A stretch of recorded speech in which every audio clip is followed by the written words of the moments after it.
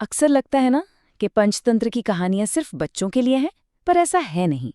आज जो कहानी हम देखने वाले हैं, बुद्धिमान तोता और झूठा साधु, ये हमें धोखे के मनोविज्ञान के बारे में बहुत कुछ सिखाती है। और सबसे बड़ी बात, ये उस एक आवाज की कहानी है जो भीड़ से हटकर सोचने की हिम्मत रखती है। तो चलिए मिलकर इसकी परतें खोलते हैं। तो कहानी की शुरुआत होती है एक बहुत ही आदर्श जगह से। सोचिए, एक घना जंगल जहां हर कोई एक दूसरे पर भरोसा करता है, सब कुछ भरोसे पर ही चलता है।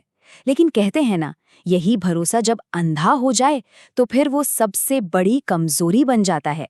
जंगल का नया साधु। और देखिए, इसी भरोसे से भरे माहौल में एंट्री होती है एक नए साधु की।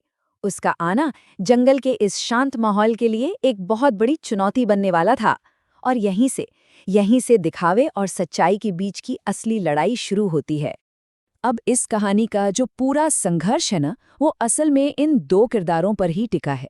एक तरफ है हमारा तोता सुबुद्धि, जिसका मतलब ही है अच्छी बुद्धि, एकदम समझदार और चौकन्ना। और दूसरी तरफ है वो झूठा साधु, जो ऊपर से जितना शांत दिखता है, अंदर से उतना ही धूर्त और चालाक है। तो ये सिर्फ दो किरदारों की लड़ाई नहीं है, ये दो अलग अलग सोच, दो विचारधाराओं की टक्कर है। और वो साधु कहता क्या था? मैं हिंसा नहीं करता, केवल फल खाता हूं। देखिए, धोखे का ये पहला नियम होता है, एक ऐसा मुखौटा पहन लो जिस पर कोई भी शक न कर सके। साधु ने बिल्कुल यही किया। उसका ये कहना कि मैं हिंसा नहीं करता, ये उसकी सबसे बड़ी ढाल थी। इसी एक बात से उसने सबका भरोसा जीत लिया। लेकिन सच्चाई कुछ और ही थी। दिन के उजाले में वो साधु था, पर रात होती वो जानवरों को पकड़कर खा जाता था।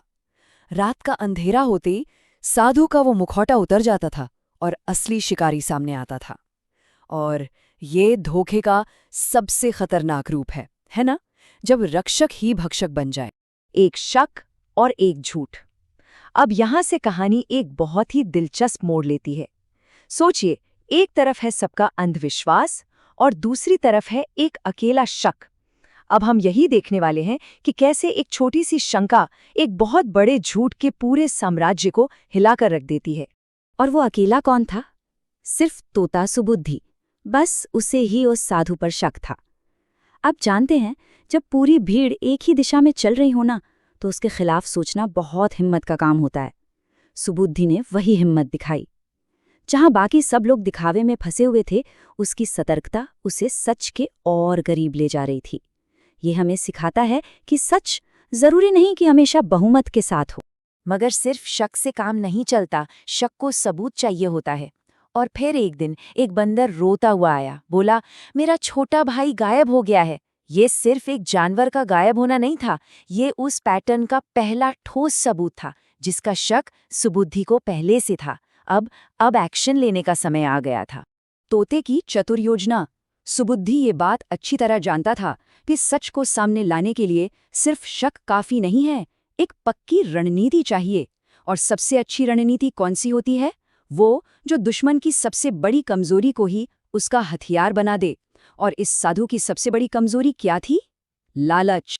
और सुबुद्धि का प्लान देखिए कितना शानदार था। इसकी खूबसूरती इसके मनोवैज्ञानिक कदमों में है।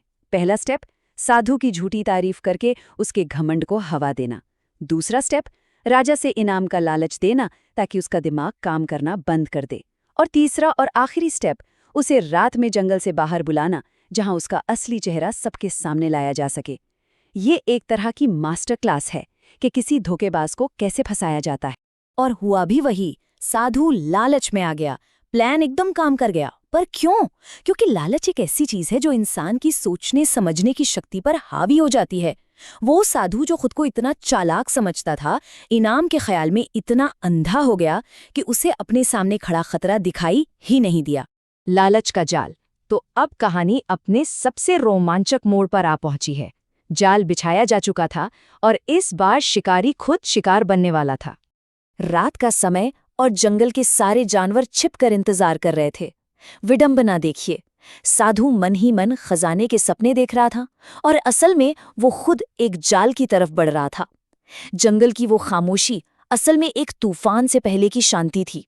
हर कोई उसे देख रहा था और बस न्याय होने का इंतजार कर रहा था। और तभी खामोशी को चीरती हुई सुबुद्धि की आवाज गूंजी, महात्मा जी, पहले अपना थैला दिखाइए। ये सिर्फ एक सवाल नहीं था, ये उस झूठ के किले पर किया गया आखिरी हमला था। अपना थैला दिखाइए। बस इस एक मांग ने साधु के सालों से बनाए गए ढोंग को एक ही पल में चकनाचूर कर दिया। और जैसे ही वो थैला खुला, जंगल की वो खामोशी चीखों में बदल गई। थैले के अंदर क्या था? हड्डियां और दूसरे जानवरों के अवशेष।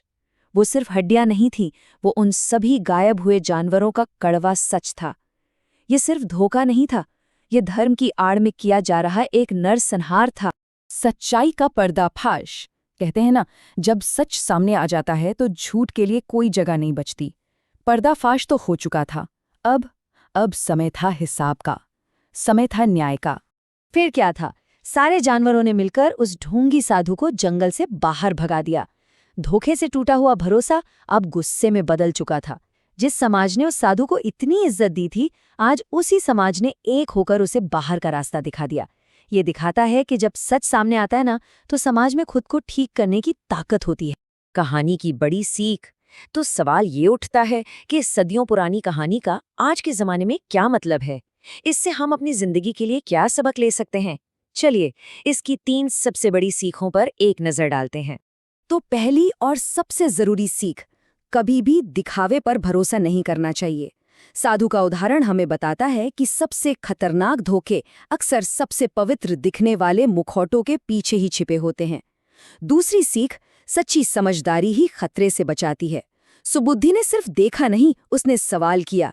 यही सवाल करने की आदत हमें धोखे से बचाती है। और तीसरी सीख, झूठ ज्यादा दिन नहीं टिकता। झूठ एक गुब्बारे की तरह होता है, जिसके लिए सच्चाई की एक छोटी सी सुई ही काफी है। तो इस पूरी कहानी को हम इसी एक सवाल के साथ खत्म करते हैं। आज की इस दुनिया में जहाँ हर कोई एक मुखौटा पहने हुए है, वहाँ दिखावे और सच्चाई में फर्क कैसे किया जाए? शायद इसका जवाब हमें सुबुद्धि तोते से ही मिलता है, सिर्फ देखकर नहीं बल्कि सवाल पूछकर। इस पर सोचने के लिए शुक्रिया।